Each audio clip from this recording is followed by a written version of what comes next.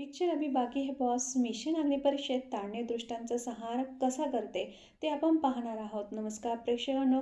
केदार स्वप्न पाहत असतो. गुलाबाच्या पाकळ्या केदार ताळणीवर उधळतो. दोघे हळदीचे दूध पितात. हे स्वप्न पाहत असतो तेवढ्यात ताळणी केदारला बोलते, केदार तुझं लक्ष कुठे आहे? आपले मिशन अग्निपरीक्षा विसरू नको. केदार मनात बोलतो, तुझी साथ असेल तर मी कोणतीही अग्निपरीक्षा द्यायला तयार आहे.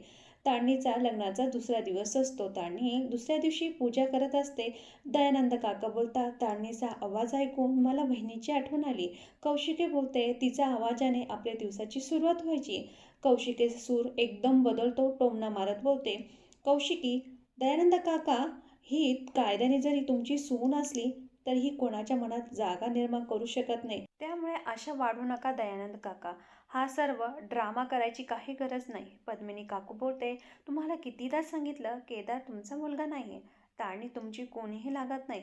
दयानंद काका बोलतात, आमची कौशिकी बाहेरून अशी दिसते, मन खूप प्रेमळ आहे. तेवढ्यात ईशाचं लक्ष ताळणीच्या गळ्यात जाते. नवीन झाले लग्न तरीही गळ्यामध्ये मंगळसूत्र नाहीये. आय कांट बिलीव्ह या दोघांचं लग्न झालं आहे. तेवढ्यात केदार येतो. प्रसंग अवधान दाखवून बोलतो, बायको आंघोळ करून मंगळसूत्र नाही विसरायचं. असा हलगर्जीपणा नाही करायचा. सर्वांसमोर घाल बरं. नवऱ्याने बायकोची काळजी घ्यायची असते, हो की नाही चेतना काकू? ताळणी तिथून निघून जाते. पद्मिनी काकूचा कट चालू होतो. असेल हे दोघे नवरा बायको. ते बाहेर खांडेकरांच्या घरात चालणार नाही.